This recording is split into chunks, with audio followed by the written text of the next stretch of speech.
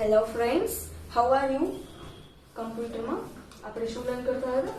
અલગ અલગ user systems. Okay friends, let's start. But એની પહેલા write date time and roll number. Okay, now multi user system. આની પહેલા આપણે સિંગલ યુઝર સિસ્ટમ જોયેલી.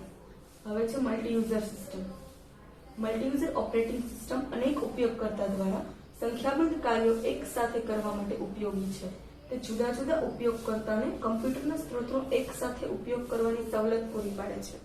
આ ચાલક પદ્ધતિ એ બાબતનું ધ્યાન રાખે છે કે અલગ અલગ ઉપયોગકર્તાની જરૂરિયાતનું સમતોલન જળવાઈ રહે અને એક ઉપયોગકર્તા એના સાથેની કોઈ મુશ્કેલી ઉપયોગકર્તાના આખા સમુદાયની અસર ન કરે. Multi user. મલ્ટી એટલે શું? એકથી વધારે. તો આ શું ઓપરેટિંગ સિસ્ટમમાં શું કરે છે? તો કે એક સાથે સંખ્યાબંધ કાર્યો કરી શકીએ છીએ. અને બીજું, જુદા જુદા ઉપયોગકર્તા છે, મતલબ કોઈ પણ ઓપરેટિંગ સિસ્ટમ છે એનો હું પણ યુઝ કરું છું, તમે લોકો પણ યુઝ કરો છો. સવલત પૂરી પાડે છે. સવલત પૂરી પાડવી મતલબ કે એને એમાં હેલ્પ કરવી. આ ચાલક પદ્ધતિ એ બાબતનું ધ્યાન રાખે છે કે અલગ અલગ ઉપયોગકર્તાઓની જરૂરિયાતનું સમતોલન જળવાઈ રહે. બધા જે યુઝર્સ હોય એમનો ઉપયોગ કરવાનો એ બધાનું અલગ અલગ હોય. કોઈને કઈ એપની જરૂર હોય, કોઈને બીજી એપની જરૂર હોય, તો એનું સંતુલન જળવાઈ રહે અને એક ઉપયોગકર્તા સાથેની કોઈ મુશ્કેલી ઉપયોગકર્તાના આખા સમુદાયને અસર ન કરે. શું? એક ઉપયોગકર્તા સાથેની કોઈ મુશ્કેલી ઉપયોગકર્તાના જે આખો સમુદાય છે એને અસર ના કરે. આમાં મલ્ટી યુઝર એટલે ઘણા બધા હોય.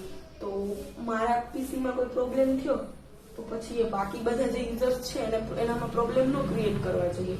આ મલ્ટી યુઝર સિસ્ટમ્સમાં આવું આપણે જોઈએ છીએ.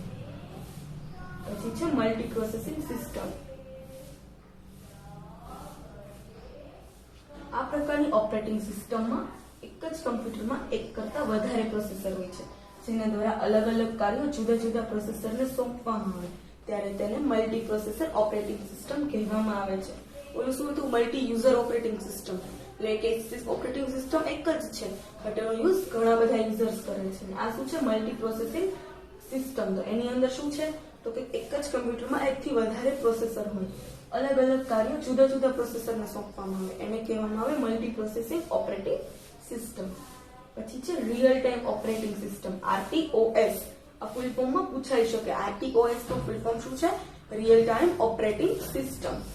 આ પ્રકારની ઓપરેટિંગ સિસ્ટમનો ઉપયોગ વૈજ્ઞાનિક ઉપકરણો, યંત્ર સામગ્રી અને ઔદ્યોગિક સિસ્ટમ્સના નિયંત્રણ માટે થાય છે. આ રિયલ ટાઈમ ઓપરેટિંગ સિસ્ટમનો ઉપયોગ ક્યાં થશે? તો કે વૈજ્ઞાનિક ઉપકરણો. એક માર્કમાં ક્વેશ્ચન પૂછાવી શકે કે રિયલ ટાઈમ ઓપરેટિંગ સિસ્ટમનો ઉપયોગ ક્યાં થાય છે? તો કે વૈજ્ઞાનિક ઉપકરણો, યંત્ર સામગ્રી અને ઔદ્યોગિક સિસ્ટમના નિયંત્રણ માટે. આ પ્રકારની ઓપરેટિંગ સિસ્ટમમાં ઉપયોગકર્તા સાથેનો સંપર્ક બહુ ઓછો હોય છે. તે ખાસ કરીને જટિલ સમસ્યા માટેની ઓપરેટિંગ સિસ્ટમ છે. જ્યાં કોઈ નિશ્ચિત સમય મર્યાદામાં જ કાર્યો કરવાના હોય તેવા સંજોગોમાં આ પ્રકારની ચાલક પદ્ધતિ ખૂબ જ ઉપયોગી નીવડે છે. ક્યારે આ સિસ્ટમ ઉપયોગી નીવડે? તો કે પહેલા તો વૈજ્ઞાનિક ઉપકરણો. આપણે આગળ એક પોઈન્ટમાં જોયેલું કે અવકાશમાં જે સ્પેસ શટલને મોકલે તો રોકેટને એના સંચાલનમાં કમ્પ્યુટર ઉપયોગી બને છે. તો એ રીતે વૈજ્ઞાનિક ઉપકરણો, યંત્ર સામગ્રી અને ઔદ્યોગિક સિસ્ટમ એ બધાના નિયંત્રણમાં આ real time operating system computer જે છે ઓપરેટિંગ સિસ્ટમ એ યુઝફુલ થાય છે. કેમ? તો કે એમાં શું હોય? તો કે નિશ્ચિત સમય મર્યાદામાં જ કામ કરવાનું હોય. એવું હોય કે 9 વાગે ને 12 મિનિટ અને 32 સેકન્ડે ઉપગ્રહ છોડવાનો છે અવકાશમાં. તો એનો મતલબ એમ જ થાય કે એટલી જ મિનિટે અહીંથી અવકાશમાં જશે. 32 સેકન્ડ એટલે 32 સેકન્ડ, 32 થી 33 સેકન્ડ થાય નહીં. તમે બધા ટીવીમાં જોયું હશે કે કોઈ પણ યાન છે કે કોઈ પણ સ્પેસ શટલ લોન્ચ કરવાનું હોય, રોકેટ કે એવું, તો ટાઈમર આવતું હોય, આમ સેકન્ડ ગણાતી હોય, મિલી સેકન્ડ ગણાતી હોય. એ બધું શેના દ્વારા થાય? તો કે રિયલ ટાઈમ ઓપરેટિંગ સિસ્ટમ દ્વારા. તેવા સંજોગોમાં આ પ્રકારની ચાલક પદ્ધતિ આપણે જોઈએ છીએ કે ખૂબ જ ઉપયોગી નીવડે છે. પછી છે ચાલક પદ્ધતિનો ઇતિહાસ. MS-DOS, Microsoft disk operating system. MS એટલે માઇક્રોસોફ્ટ અને DOS એટલે ડિસ્ક ઓપરેટિંગ સિસ્ટમ. MS એટલે માઇક્રોસોફ્ટ અને DOS એટલે ડિસ્ક ઓપરેટિંગ સિસ્ટમ. ઘણા વર્ષો સુધી સૌથી વધારે વ્યાપક પ્રમાણમાં ઉપયોગમાં લેવાતી ચાલક પદ્ધતિ છે. તે સિંગલ યુઝર, સિંગલ ટાસ્કિંગ અને કમાન્ડ લાઇન ઇન્ટરફેસ પ્રકારની ઓપરેટિંગ સિસ્ટમ છે. કેવી છે? સિંગલ યુઝર, સિંગલ ટાસ્કિંગ અને કમાન્ડ લાઇન ઇન્ટરફેસ. એટલે શું? સિંગલ યુઝર એટલે કે એક જ યુઝર યુઝ કરી શકે, એક જ સમયે સિંગલ ટાસ્કિંગ એટલે તમે ટાઈપિંગ કરો છો તમે તો ટાઈપિંગ જ કરી શકો, તમે મ્યુઝિક સાંભળો છો તો તમે મ્યુઝિક જ સાંભળી શકો. અને કમાન્ડ લાઈન ઇન્ટરફેસ મતલબ કે આપણે શું કરવાનું, કોઈ પણ કટ કોપી પેસ્ટ કરવું હોય તો આપણે કીબોર્ડમાં કી પ્રેસ નહીં કરવાનું, પણ એનો જે મેસેજ છે આપણે ટાઈપ કરી અને કહેવાનું, પછી એ કમ્પ્યુટરે કામ કરે. ત્યારબાદ માઇક્રોસોફ્ટ કંપનીએ GUI graphical user interface operating system તૈયાર કરી જે મલ્ટીટાસ્કિંગની સવલત આપે છે. તેને વિન્ડોઝ 3.1 નામ આપવામાં આવ્યું. પછી આ જ માઇક્રોસોફ્ટ કંપનીએ GUI ગ્રાફિકલ યુઝર ઇન્ટરફેસ જેના કરતા બેટર હતી. આમાં શું હતું, સિંગલ ટાસ્કિંગ, આમાં મલ્ટીટાસ્કિંગની સુવિધા આપી આપણને લોકોને, અને વિન્ડોઝ 3.1 નામ આપવામાં આવ્યું. ત્યારબાદ 1995 માં વિન્ડોઝ 95 ઓપરેટિંગ સિસ્ટમ અમલમાં આવી. પહેલા કઈ એવી GUI graphical user interface operating system, એનું નામ શું હતું, વિન્ડોઝ 3.1. પછી 1995 માં વિન્ડોઝ 95, તેમાં GUI, મલ્ટીટાસ્કિંગ, નેટવર્કિંગ, મલ્ટીમીડિયા અને બીજી અનેક સામર્થ્ય ધરાવતી લાક્ષણિકતાઓ હતી. વિન્ડોઝ 95 માં શું હતું, ગ્રાફિકલ યુઝર ઇન્ટરફેસ, પછી મલ્ટીટાસ્કિંગ, પછી આપણે જે નેટવર્કનો યુઝ કરીએ છીએ આપણે LAN ને એનું બધું હતું. પછી મલ્ટીમીડિયા મતલબ આપણે એમાં મૂવીઝ જોઈ શકીએ, એનિમેશન, કોઈ ફોટોઝ જોવા હોય, સોંગ સાંભળવા હોય, બરાબર, અને બીજી અનેક સામર્થ્ય ધરાવતી લાક્ષણિકતાઓ હતી. ત્યારબાદ વિન્ડોઝ 95 ની આવૃત્તિમાં સુધારા વધારા કરી વિન્ડોઝ 98 નામની આવૃત્તિ બહાર પાડવામાં આવી. તેને ઘણી સફળતા મળી. 95 હતી એની આવૃત્તિ એ જે હતું એમાં વળી પાછા થોડાક ચેન્જ કર્યા અને નવું બનાવ્યું વિન્ડોઝ 98. અહીં વિન્ડોઝ 3.1, વિન્ડોઝ 9.5 અને વિન્ડોઝ 9.98 એ ડેસ્કટોપ ઓપરેટિંગ સિસ્ટમ DOS છે. શું છે, ડેસ્કટોપ ઓપરેટિંગ સિસ્ટમ. ક્યારે 1995 જે હતી એમાં થોડાક ચેન્જીસ કર્યા અને વિન્ડોઝ 98 નવી આવૃત્તિ, વિન્ડોઝ 3.1, વિન્ડોઝ 9.5 અને વિન્ડોઝ 9.8 શું છે, ડેસ્કટોપ ઓપરેટિંગ સિસ્ટમ. 1998 માં વિન્ડોઝ NT એટલે new technology, Windows new technology બજારમાં મૂકી છે. સમર્થ multitasking multi user operating system છે. કેવું છે, શું મૂક્યું હતું, સૌથી પહેલા શું હતું, 95, વિન્ડોઝ 95, પહેલા વિન્ડોઝ 3.1, પછી વિન્ડોઝ 95, પછી વિન્ડોઝ 98. આ ત્રણેય કેવા હતા, ડેસ્કટોપ ઓપરેટિંગ સિસ્ટમ. પછી શું મૂક્યું 1998 માં Windows NT, Windows new technology. એ કેવું હતું, એ પણ સમર્થ હતું, ઘણા બધા કામમાં યુઝફુલ થતું હતું. મલ્ટીટાસ્કિંગ હતું કે તમે એક સાથે બીજા 2-3 કામ કરવા હોય, તમે એક જગ્યાએ તમે કોઈ ફાઇલ બનાવો છો, તમે સાથે સોંગ સાંભળો છો, ફાઇલમાં કઈ ઇન્ફોર્મેશન તમારે એડ કરવાની છે તો તમે ગૂગલ ઉપર જઈને સર્ચ કરો છો. પછી તમારો ફ્રેન્ડ તમને એમ કહે છે કે મને આ બુકનું પ્રિન્ટ આઉટ કાઢી દેતો, તો તમે સાથે સાથે એ પણ કામ કરી શકો છો. મલ્ટીટાસ્કિંગ થયું. અને મલ્ટી યુઝર ઓપરેટિંગ સિસ્ટમ, તમે એક જ પીસીમાં એક સાથે 2 જણા લોગિન થઈ અને પોતાનું વર્ક કરી શકે.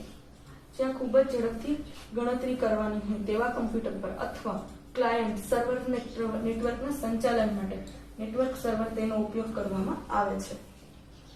જ્યાં ઝડપથી ગણતરી કરવાની હોય, જેમ કે બેંક છે, કોઈ કંપની છે, તો ત્યાં આવી રીતે નેટવર્કના સંચાલન માટે નેટવર્ક સર્વરનો ઉપયોગ કરવામાં આવે છે. ત્યારબાદ વર્ષ 2000 માં વિન્ડોઝ 98 અને વિન્ડોઝ NT નું એકત્રીકરણ કરી વિન્ડોઝ 2000 આવૃત્તિ બહાર પાડવામાં આવી. પછી શું થયું વર્ષ 2000 માં, તો કે વિન્ડોઝ 98 અને વિન્ડોઝ NT ન્યૂ ટેકનોલોજી એનું એકત્રીકરણ કર્યું, બંનેને જોઈન્ટ કર્યા અને વિન્ડોઝ 2000 એવી નવી આવૃત્તિ બહાર પાડવામાં આવી. સૌથી ફર્સ્ટ કયું હતું, વિન્ડોઝ 3.1.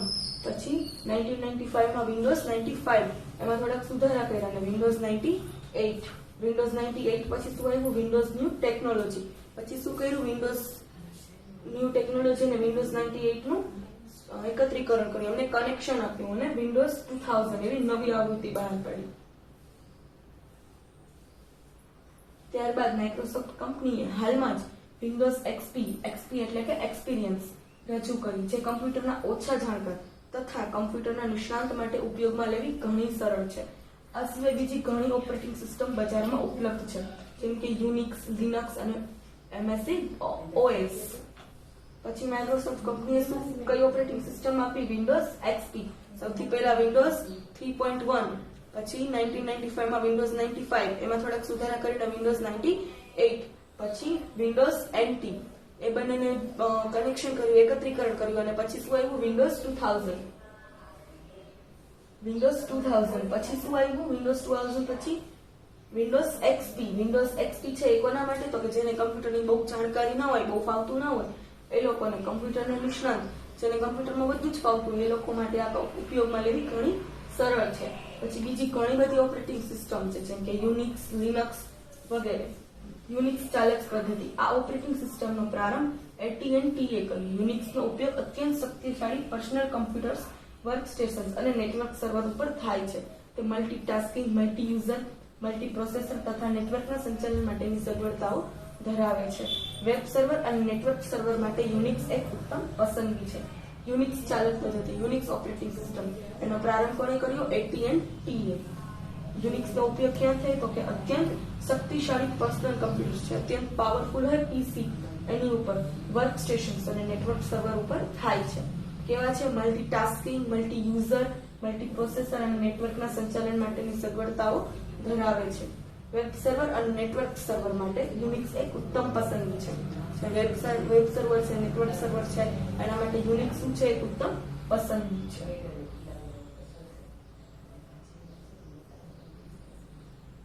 પછી છે લિનક્સ ચાલક પદ્ધતિ, લિનક્સ ઓપરેટિંગ સિસ્ટમ.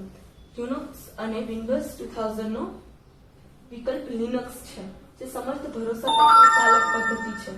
1990 માં ફિનલેન્ડના લિનસ ટોરવાલ્ડ અને દુનિયાના અનેક પ્રોગ્રામર દ્વારા ઇન્ટરનેટ પર લિનક્સનો વિકાસ કરવામાં આવ્યો, જે નિઃશુલ્ક અને ઓછી કિંમતવાળું શેરવેર છે. લિનક્સ ઓપન સોર્સ સોફ્ટવેર હોવાને કારણે વિશ્વની અનેક કંપનીઓ દ્વારા હજી પણ તેનો વિકાસ થઈ રહ્યો છે. યુનિક્સ અને વિન્ડોઝ 2000 એનો યુઝ કરવો હોય તો ઓપ્શન શું છે? લિનક્સ. કેવું છે? સમર્થ અને ભરોસાપાત્ર.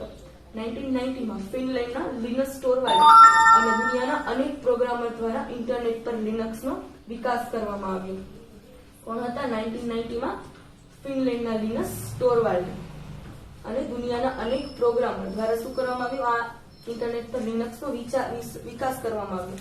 કેવું હતું? નિઃશુલ્ક અને ઓછી કિંમતવાળું. લિનક્સ ઓપન સોર્સ સોફ્ટવેર હોવાને કારણે, ઓપન સોર્સ સોફ્ટવેર મતલબ શું? કે બધાની માટે ખુલ્લું, જે લોકો છે એમાં કંઈ પણ ચેન્જીસ લાવવો હોય આ ઓપરેટિંગ સિસ્ટમમાં તો લાવી શકે. એકદમ ફ્રી છે. ફ્રી મતલબ કે એમાં તમારે કોઈ ચેન્જીસ લાવવા છે, તમે યુઝ કરો છો, તમને એમ થાય કે આમાં આ રીતનું નહીં, આ રીતની સિસ્ટમ હોવી જોઈએ, તો તમે એમાં તમારી રીતના ચેન્જીસ કરી શકો છો. અને વિશ્વની અનેક કંપનીઓ દ્વારા હજી પણ તેનો વિકાસ થઈ રહ્યો છે. પછી છે MSC ચાલક પદ્ધતિ. આ ચાલક પદ્ધતિ મેકિન્ટોશ કમ્પ્યુટર માટે એપલ કમ્પ્યુટર્સ દ્વારા બનાવવામાં આવી છે, જે GUI ગ્રાફિકલ યુઝર ઇન્ટરફેસ આધારિત મલ્ટીટાસ્કિંગ અને મલ્ટીમીડિયાની સવલત ધરાવે છે. MSC ચાલક પદ્ધતિ શું છે? મેકિન્ટોશ કમ્પ્યુટર માટે બનાવવામાં આવી છે. કોના દ્વારા? એપલ કમ્પ્યુટર્સ દ્વારા. એ શું કરે છે? તો કે GUI આધારિત છે, મલ્ટીટાસ્કિંગ અને મલ્ટીમીડિયાની સવલત ધરાવે છે. પછી લાસ્ટ પોઈન્ટ છે ચાલક પદ્ધતિ દ્વારા પૂરી પાડવામાં આવતી સેવાઓ. કમ્પ્યુટરના જુદા જુદા સ્ત્રોતોનું સંચાલન કરે છે. ચાલક પદ્ધતિ છે એની એક સેવા શું છે? તો કે કમ્પ્યુટરના જુદા જુદા સ્ત્રોતોનું સંચાલન કરવું. Okay, thank you.